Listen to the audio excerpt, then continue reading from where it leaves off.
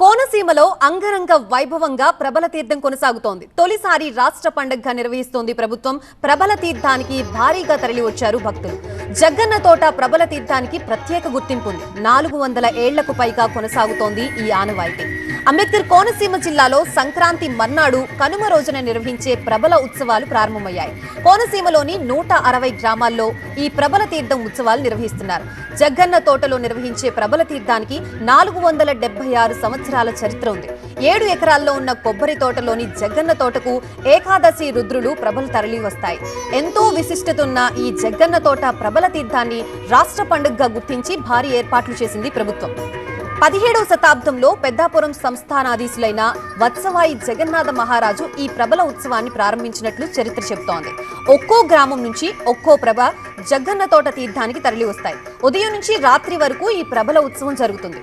జగ్గన్న తోటతో పాటు కోనసీమ అంతటా ఈ ప్రబల ఉత్సవాలు జరుగుతాయి.